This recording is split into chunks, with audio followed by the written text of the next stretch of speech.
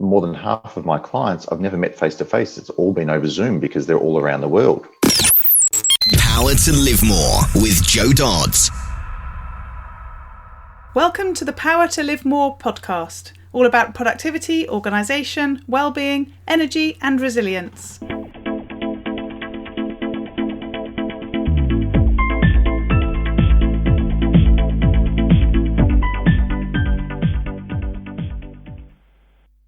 I'm Jo Dodds, and I started this show to enable interesting people to share their stories about how they use their power to live more, and by that I mean to do the stuff that they want to do more than the stuff that they need to or should do.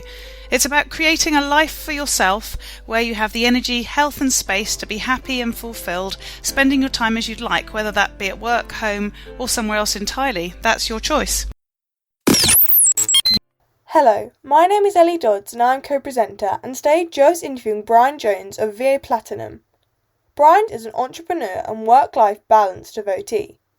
He's the founder and CEO of VA Platinum, which exists to help business owners achieve more time, more money and freedom using virtual assistants. Back to the studio. Today I'm interviewing Brian Jones of VA Platinum. Welcome, Brian. Great to have you with me today. Thanks, Joe. Really good to be here. Although I'm saying today, but it's actually tonight for me because you're on the other side of the world. It's good morning for me, good evening for you. Yep. Exactly. So start by telling us a bit about who you are, what you do, and normally I say crucially where you do it, but you've just half told me that, but whether you do it from home or somewhere else. Good point. Well, yes. So I run an outsourcing business with staff in the Philippines. And our clients are all around the world.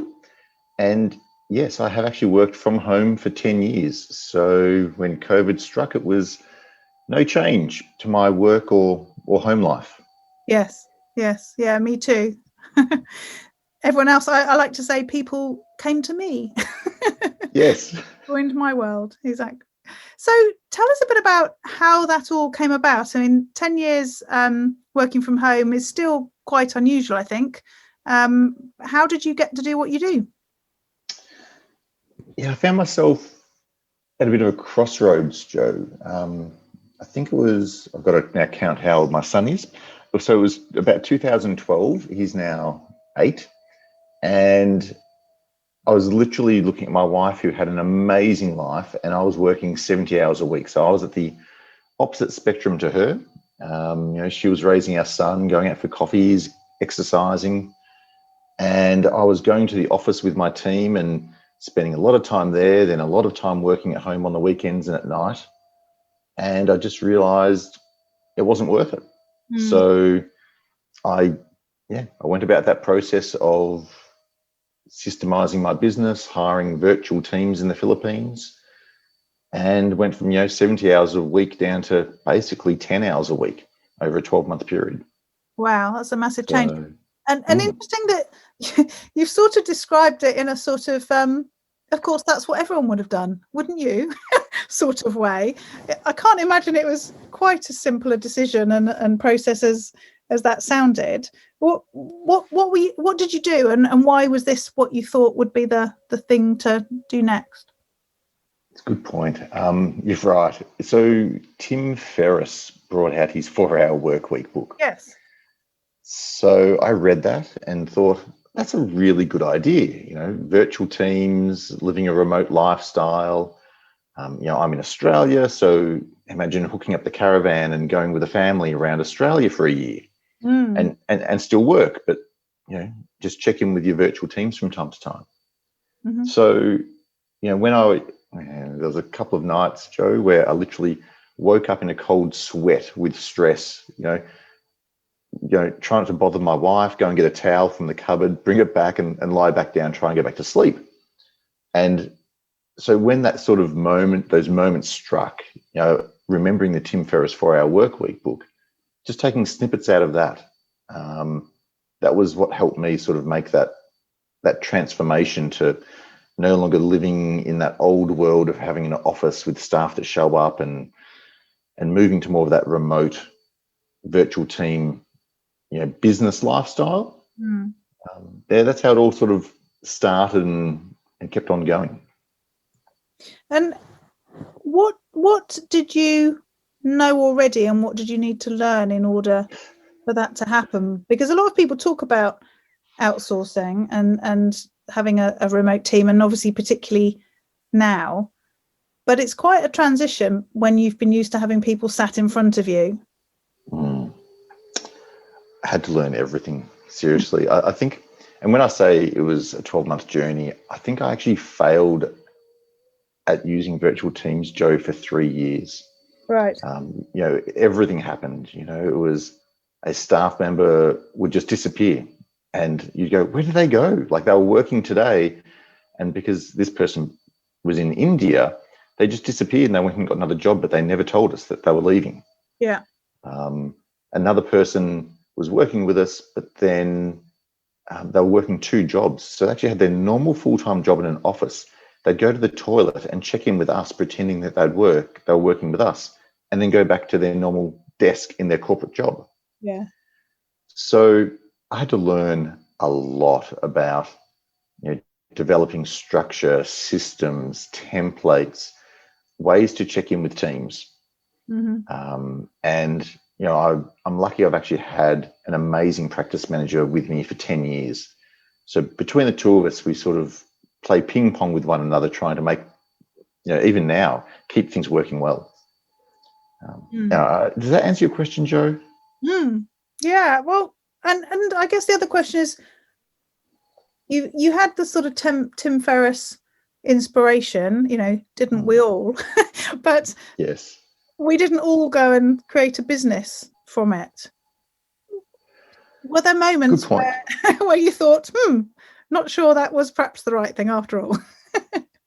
Okay, I hear you.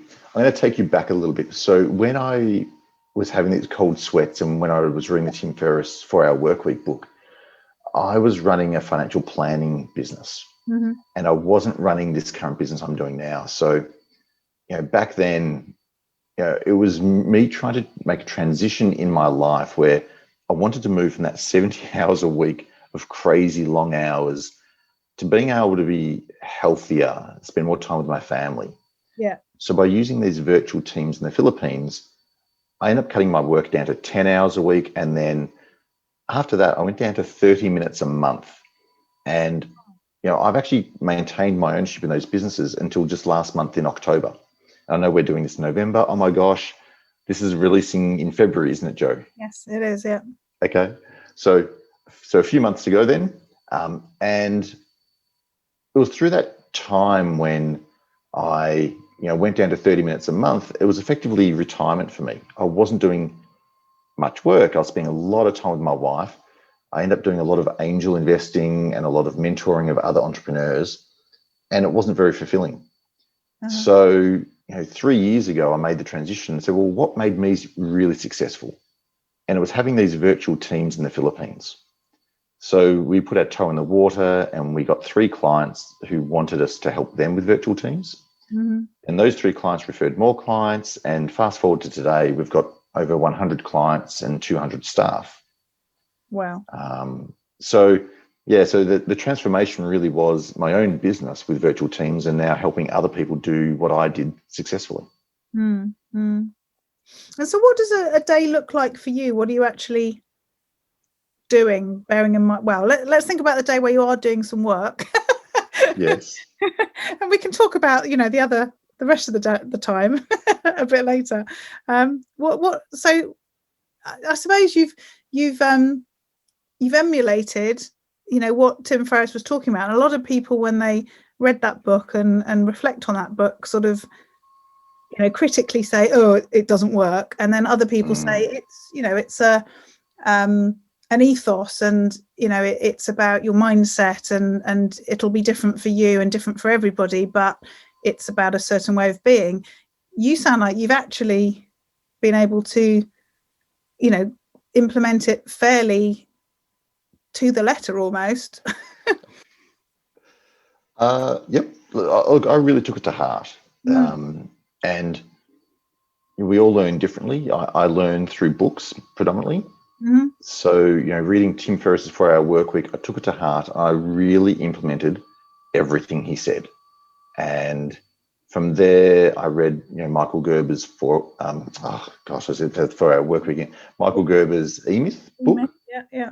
And again, I implemented it to the letter. And then when I decided to help other people with virtual teams and emulate the success that I had, I used Eric Ries's Lean Startup book. Mm-hmm. And, again, just went through chapter by chapter and implemented it exactly the way he said I should implement it. And I just find that if you follow what these legends recommend, it's quite an easy roadmap to follow. And where has that come from? Because the average person reads things, goes on courses, hears the advice, and then they apply it with their own little spin.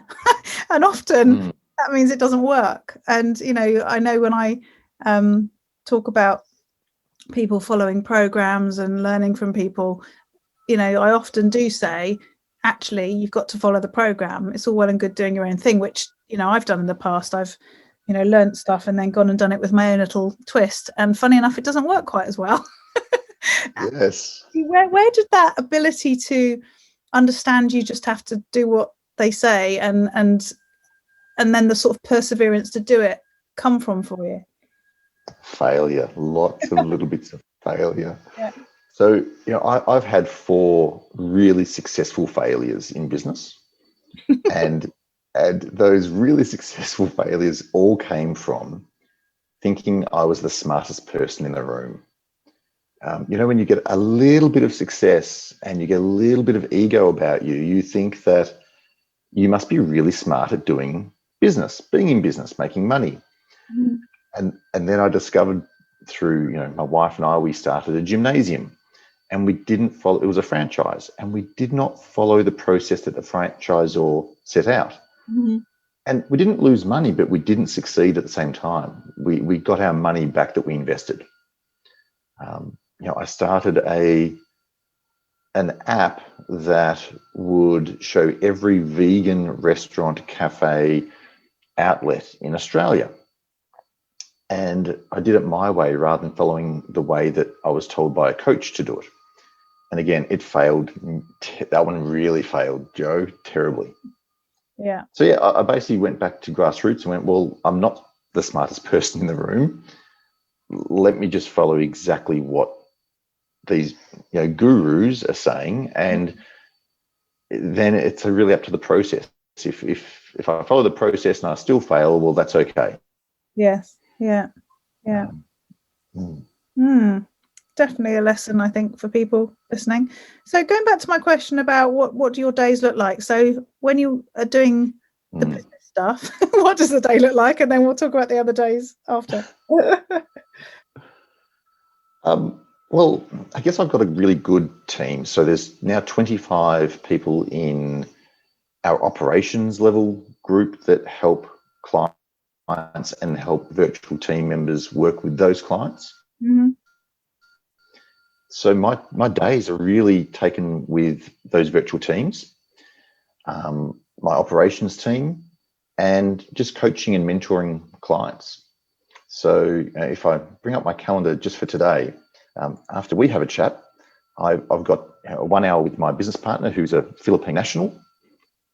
I've then got 3 coaching sessions with new clients who we're mentoring to make the most of their virtual teams in the Philippines. And then I've got 2 new client appointments in the afternoon. And of course, having virtual teams, it means that in every appointment, I've also got a virtual assistant in the Philippines on the call, so that they're taking all of the notes, filling the CRM, helping draft emails. So when 5 o'clock hits, I'm off with my son today mountain biking. Yeah. So a good balance between work and life. Mm-hmm. So you mentioned when you talked about first sort of getting started, some of the issues around, you said somebody from, I can't think where it was, but it wasn't the Philippines. It was India, that was, had left and gone somewhere you didn't know and everything else. And you've talked now about the Philippines. Is that where your team is now? It's solely in the Philippines? It is, all predominantly. So I still do there is an Indian base, but it's a small base of staff. Most of our staff now are in Cebu in the Philippines. Right. I just find the culture, the ethics, the style of creativity and the laughter of the Filipinos really suits the virtual assistant roles that they have for clients all around the world. Yes. Yeah. It's definitely our focus when we're working with clients. Yes, and I guess you're sort of nearish to them anyway. It's your sort of neck of the woods, as it were, compared to the UK anyway. It is. It's an interesting thing. Most Filipinos, they're actually working for US clients. Yes. So there are some UK clients. So they're working a lot at night time to suit the daytime of the Americas. For us, we're a 2 to 3 hour time gap away. So I can tell you, Philippine team members, they prefer working for Asian clients like us, or Australasian. Yes. Because they get to work a day shift and spend the nights with their families. Yes, yeah. Well, that's interesting. I mentioned to you before we started, I have a couple of Philippine VAs, and I don't, to be fair, I don't know loads about them. I've worked with one of them for 6 years, and she's got married in that time and had a baby, and I was saying to someone the other day, it's interesting, we've never actually had a phone call because I'm not really a phone person, and so we've always been in contact through either email or through the tools that we use to collaborate. But I do feel like we know each other quite well, and we've got a real connection, and she's so reliable, and as I say, it's been like 6 years or something. We were talking about that the other day. But I don't know with both of them. I imagine both of them actually have other jobs because they do a lot of my work in the evening because of the time difference. And also I don't put short deadlines on them anyway. What I get them to do is very routine. They have similar things, each week. So I'm sure they just have a process like I do. But I wouldn't be surprised from, the sort of conversations that we do have that they're working in, technically their spare time, sort of topping up what they do in the daytime. So interesting. I mean, obviously, clearly I don't give them enough work. but it works for you, which is what matters. Yeah, absolutely. And as I say, I think the other one I've worked with for probably about 3 years now, but we were having the conversation the other day how, it's been such a long period of time. And it is quite funny that in these days of Zoom and, online meetings and everything else, that we still haven't actually had a conversation, but we haven't needed to. It's really, well. That is amazing. Well, both odd and brilliant that we have, such a strong relationship and such a reliable relationship through the basis of the written word. I've got to say, that is the most unusual because, look, all of our clients, in their first 3 months, they're always on Zoom face-to-face, getting to know the facial expressions, and more than half our clients actually have flown over to the Philippines to work beside their team members. So to hear that you haven't, you don't have that face-to-face, and it's such a strong relationship, I think it's wonderful. Yeah, it's really great. I've had baby photos and everything. We've definitely got a connection. But it's odd, isn't it? So it just shows it's there's many different ways of building relationships, isn't there? I guess so. There is, totally. But it's good to hear you've got Philippine staff too, and it's working. I love to hear that. Yeah, absolutely. So your day sounds sort of fairly structured around meetings. How do you make sure you get done what you need to get done? How do you organise yourself? It's all about priorities, isn't it? So I have a great mindset coach who does help me a little as well. And prioritising has been an issue, Joe, for me in the past. So the way I now structure my day is typically I always spend every morning with my family. Without fail, I rarely do things that don't include my family before work hours. Then usually the morning section is for catching up with my existing team. So I don't do many client calls in the morning. It's all about setting up their weeks and their days for their success. So my team members, that is. Then I always have lunch breaks. I always do a bit of meditation, a bit of exercise, and I really prioritize my own health and mind. And then in the afternoons is for clients. So I make sure that I have at least 3 time slots in the afternoons, 4 days a week, where clients can book for either a new appointment for a new client or an existing client who wants a coaching session. And then Fridays every week are off, and my wife and I, we call it Adventure Day, and we'll go for a hike or a bike ride, or in winter, we'll go for a ski because we're only 1 hour from the ski fields where we live. And then the weekends, Saturdays and Sundays, are for my son and my friends. So it's all very structured. Otherwise, I find things get a bit hectic in life. Yes, yeah.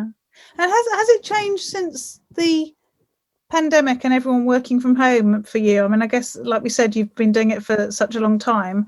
Has there been any difference for you? I mean, my difference was my husband suddenly started working from home. And for a good few months, our daughter was here. But, not a lot changed from a business perspective. But, the home was slightly different. Were there any changes for you? Not really. So because we live in regional Australia, we weren't really affected by COVID other than we didn't have our friends or family traveling up from Melbourne. So for us, it was more, we had, more of an insular life here. Schools closed down, so our son was being homeschooled.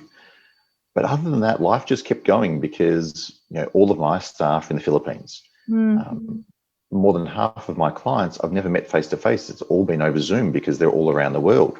Yeah.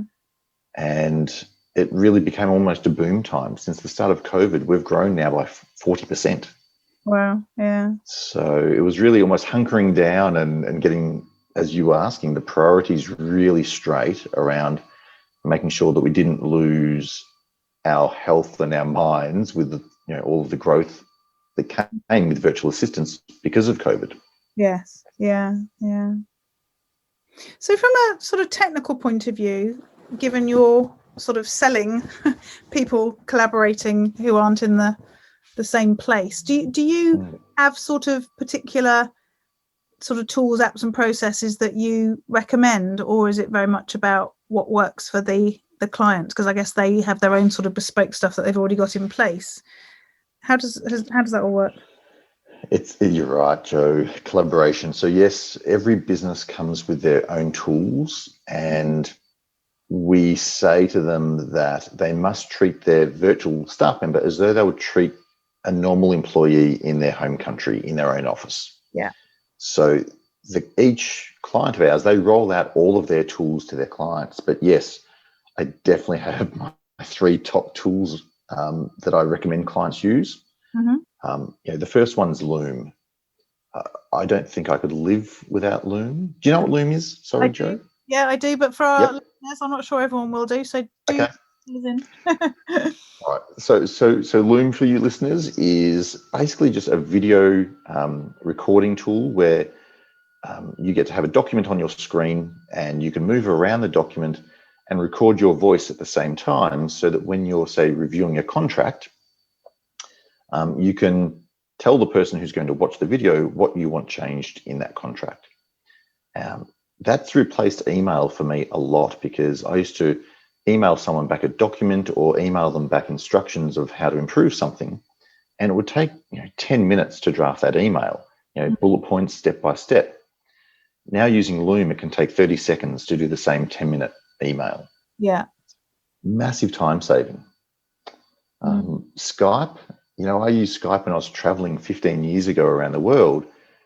And for me, surprisingly, it's our number one business tool we use across our whole company, because you get to have video calls with it, or just normal audio calls. You could leave an audio message or a video message. And for me, again, that replaces so much from phone calls or a lot of backwards and forwards, because I can just leave, say, after we have this conversation, Joe, I can leave my EA a 10-second audio message that would normally take me 2 or 3 minutes to type in an email. Yeah. And the last one is Time Doctor. I think there's not many business owners are aware of what Time Doctor can do, but it basically will take a screenshot of another person's computer monitors every, say, 3 minutes in real time. And it can also log every keystroke, every mouse click, every website they go onto. So if you're working with virtual teams and you need absolute data integrity and data security, Time Doctor provides all of that no matter where you are in the world. So it's a fantastic tool. Interesting. And there's been lots of discussion and publicity about companies not being very trusting of their people who haven't been used to home working, and they've wanted to put monitoring and stuff on their computers. This doesn't strike me as for that purpose. It's for this sort of outsourcing thing, isn't it, in terms of ensuring I agree supposed to be done sort of thing. But there's a whole thing about, isn't there, at the moment, about not trusting people. It's not about that, presumably. It's not. So many of my clients have said, oh, we're using Time Doctor for our virtual teams. Can we use it for our teams in the UK, America, and Australia? It's like, no, you cannot. You cannot put this computer monitoring software on their computers, because it's almost like an invasion of privacy. The way we use it, it's really for recording the staff members' work hours, making sure that they're doing their hours. Yes. But more for many of our clients have, like, financial institutions, banks, insurance companies. They demand 100% data integrity. Yes.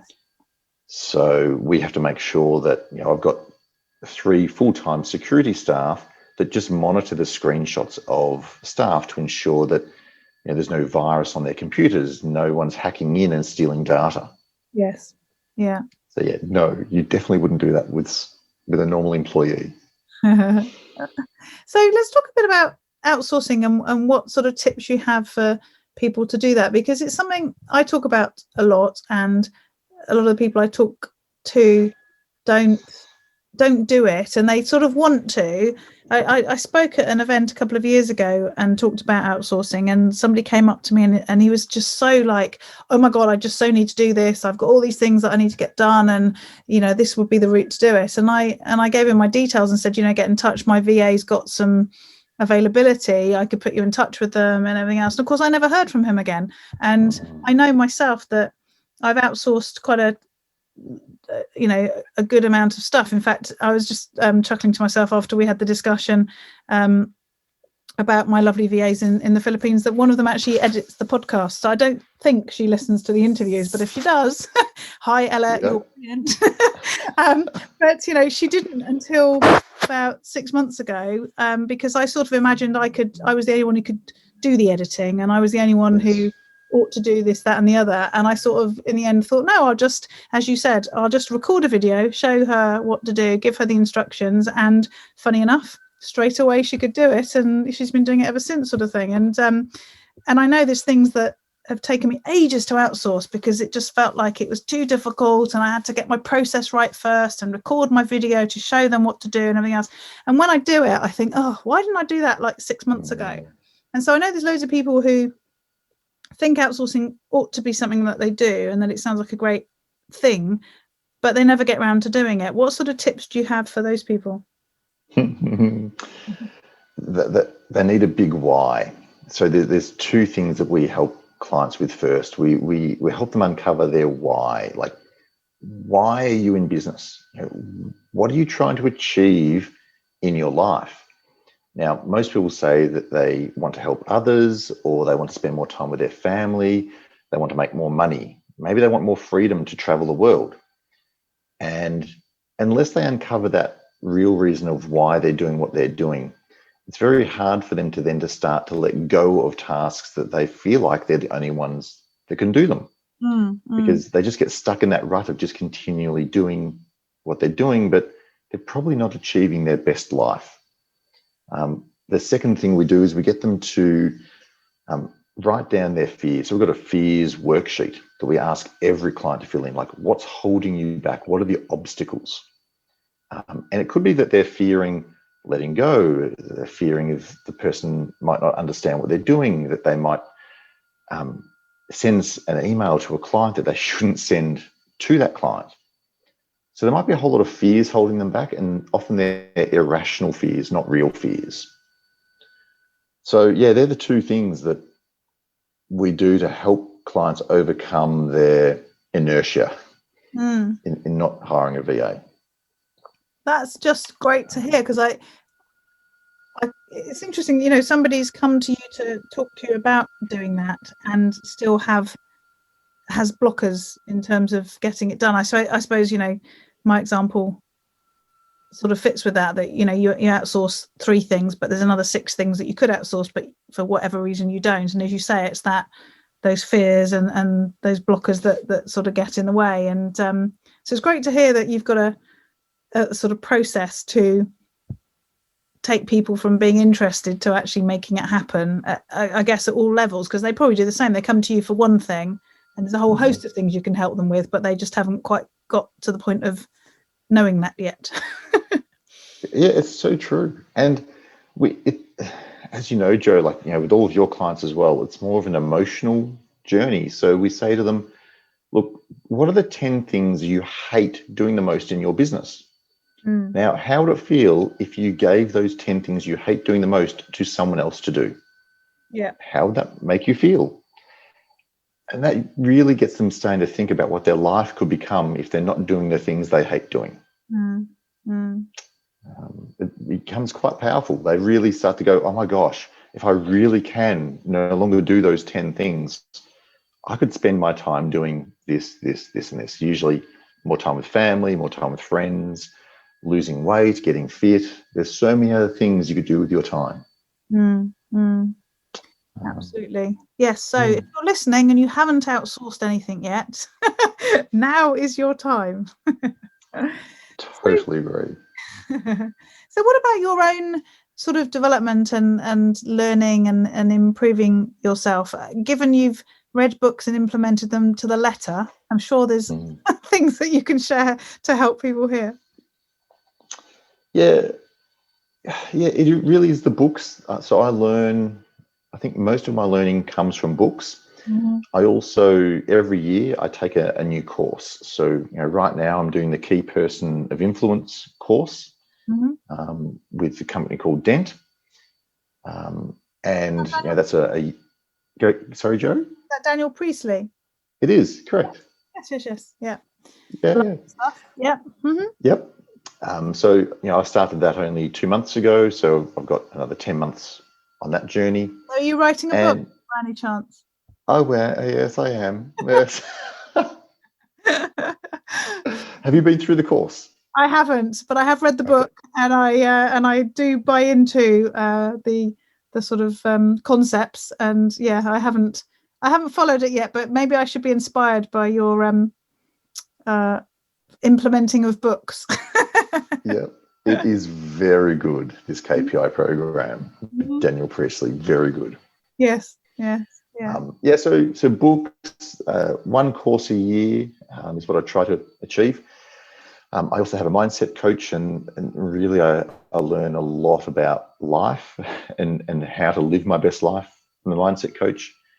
And I've also got, you know, 3 friends who we're like accountability buddies that make sure that we get enough. I know it sounds crazy, Joe, but like I've got a Google sheet with a friend where we track our sleep, how much coffee we have, how much alcohol we have, and how much exercise we have or do. So yeah, so again, learning from my friends and using them as mentors and accountability buddies really, really helps me in my everyday life.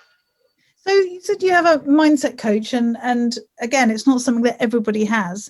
Where did that come from? Or should I say, where did he or she come from? But, you know, why is it something that you thought was important and that you've done and followed and worked with?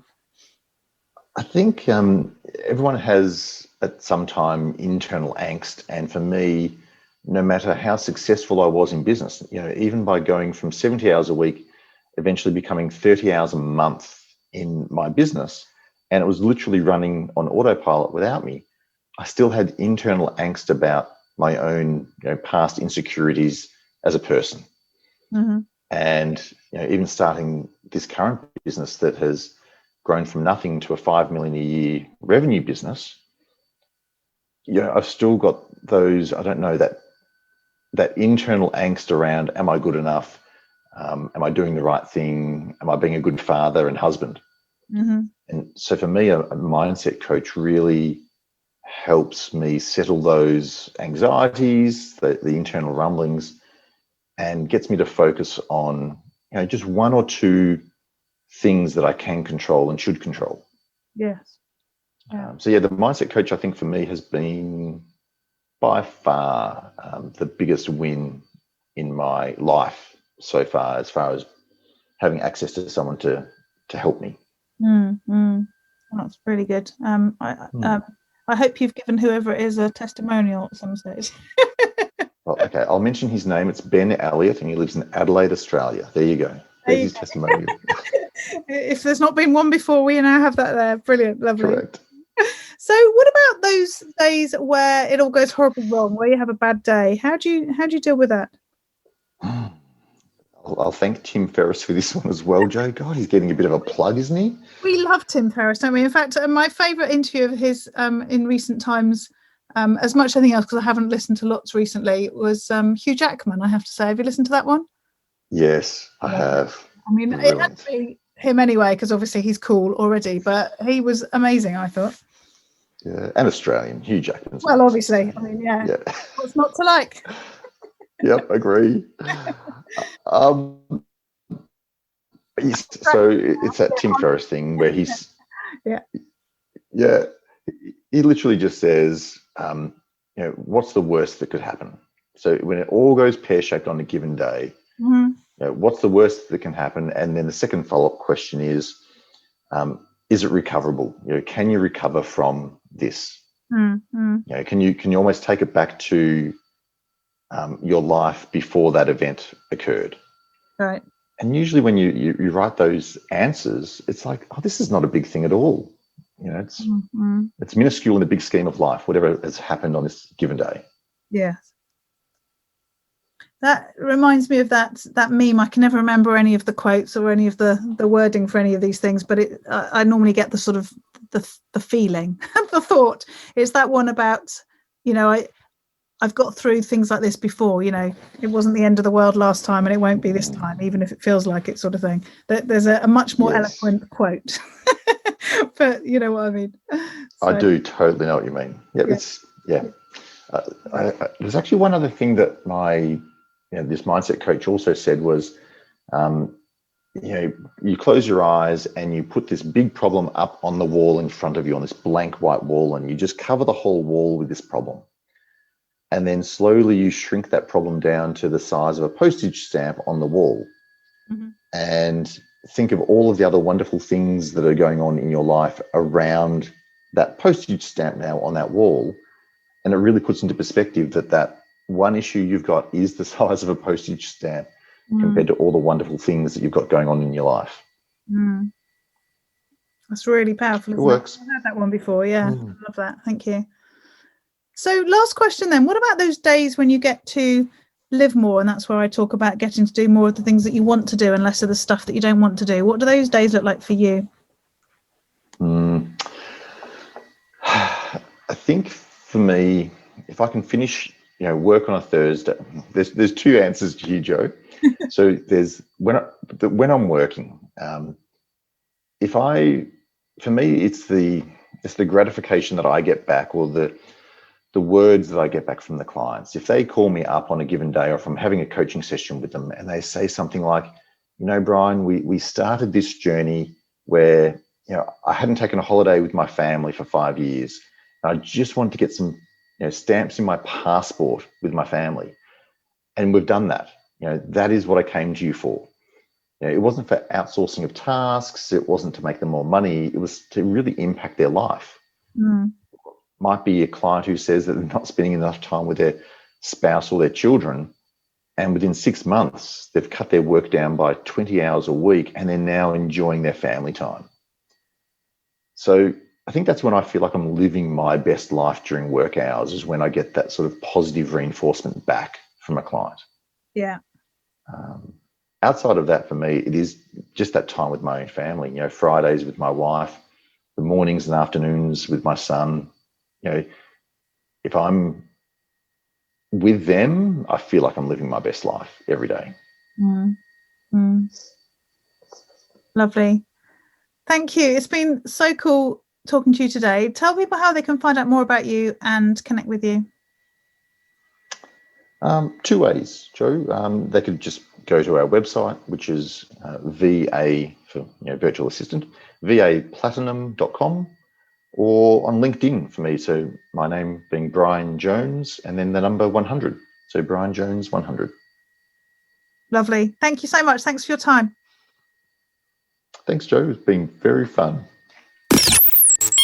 All this information is available in the show notes. If you go to powertolivemore.com / in this case 195, then you'll find them there. This week, within my theme of simplicity for February, I want to talk to you about goal setting. The blog that I published this week was entitled 7 Reasons Why You Fail to Meet Your Goals. And I just thought I'd share those 7 with you here. The first one was about not setting achievable goals. And it was interesting when I was writing this, I was thinking that when we did the goal setting training around SMART goals, so specific, measurable, achievable, relevant or realistic, and time bound, we talked a lot about achievable being something that you can sort of see yourself being able to do, and not getting too carried away with your plan and keeping things realistic. And it's interesting because if you think about business motivation and people who talk about manifestation and visualization, they will often talk about you being able to achieve anything you want to achieve as long as you want it enough and you can sort of visualize it enough and put in the required effort and all that sort of thing. And when I was thinking about how do you define achievable, it was quite interesting because you could argue that sort of most things are achievable unless they're sort of scientifically impossible. But I think the thing for me is you need to be really clear about the goal or the vision or whatever you're calling it. But in particular, making sure it's the right one for you. I think often we set ourselves goals that we've done because somebody else has encouraged us, or perhaps somebody else has sort of almost set them for us, particularly thinking about when our parents have great expectations for our future career and they sort of influence the stage where we end up trying to do things that other people want us to do rather than what we want to do. So I think the achievable bit is something to make sure that it's achievable for you with the sort of mindset and wants and needs that you have. The second one is about choosing goals in the negative often when we should be choosing them in the positive. So we sometimes say that we're going to stop doing something or not do something. And actually, if we can turn it round and make it that we're going to start doing something different, or we're going to do something rather than not do something, then it's much easier for us to sort of galvanize all our energies behind that and actually work towards it. So, for example, instead of saying something like you're going to stop being unhealthy, a much more motivational way to express that is to talk about being more healthy. Obviously, there's more specifics around that required, but that's the sort of example of changing from expressing things in the negative and expressing them in the positive instead. The third reason is having a vision or goal that's too vague. So it's that you haven't been clear as to what it looks like and what will be different when you get there. And that helps to give you your motivation and your direction. So if you haven't been clear about what that looks like, then it's much harder to head off in the right direction. And more importantly, to keep adjusting your course as you do the work and you see whether you're getting closer to it or not. So be really clear about what that's going to look like. The fourth one is about not writing your goals down. And I think for me, it's not so much writing them down, it's the process of writing them down. So if you've got stuff in your head, you can be purposely vague. You can not get really clear because it's there and you're happy it's there. But if you have to actually form whole sentences to write those goals or that vision down, then it really makes you, again, get very clear and very explanatory in terms of what they are. So even if you're not generally a writer of things, writing your goals or visions down can be really helpful in terms of getting that clarity. The fifth one is about not creating the right environment to achieve. And that could be physical environment. Your house might be too messy, your office might not be set up properly or whatever. Or it might be the people around you. You've probably heard that phrase about being a combination of the 5 people you spend most time with. And if you haven't got people encouraging you and helping you move towards that vision or goal, then it can make it extra hard to do that. And sometimes you can't just change the people that you're with, particularly in these current lockdown times when you can't change the people that are in the house with you. But you can change your focus in terms of where you spend your sort of time in your head, if you like. So perhaps watch some motivational videos, look at YouTube, look at the TED Talks, think about what books you can read, what podcasts you can listen to. This one being a good one to keep you motivated and keep you listening to people who have got the sort of attitude that you want to be around. The sixth one is that you're not measuring your progress. So you need to know where you're going. We've already talked about that. But actually, if you don't measure your results along the way, then it's really hard to know whether you're going in the right direction and whether you're actually getting closer to that end result that you're looking for. And I like to measure lead indicators as well as the lag indicators. So the lag are things that you can't do anything about. They're fixed. So like your sales, once you've made those sales, it's the end of the month. You can't go back and change anything about what happened in the last month. But with leading indicators, if you know what's driving the thing that you're doing, and you know if you do more of whatever that thing is, then it's better, then those are the things to measure more closely. And for example, that's if you know that to make X amount of sales, you have to make X amount of phone calls or speak to X amount of people in a month, then it's much more useful to measure your daily figure of talking to people, knowing that that will directly impact your sales, than it is to just measure your sales or measure your sales at the end of the month. And then the last one is about not celebrating your milestones along the way.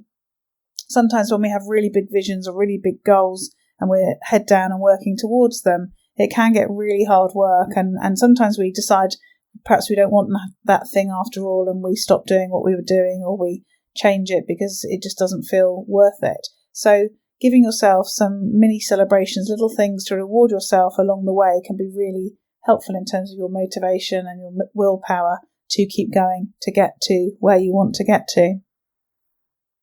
I like to think that people take action after listening to some of the content that I share, whether that be on the podcast or on my blog or wherever. And the action from this is to go away and actually think about those 7 reasons for your own goal setting or vision setting, and thinking about how you can apply them. So that's about being really clear and specific about what they are and that they're achievable for you. Make sure they're expressed positively and are written down. Make sure you know how you're going to measure them, and make sure you know how you're going to celebrate your achievements along the way. And finally, make sure that you're in an environment with people around you who help you to move towards that goal. This is one of the areas that I support my members with in my Power to Live More Calm membership, and that's through the community and the accountability elements. If it's something that you're interested in getting some help with, then please go to powertolivemore.com/getcalm and you can find out more about it. Again, the show notes for this week's show are at powertolivemore.com/195, and we look forward to speaking to you next week. Use your power to live more.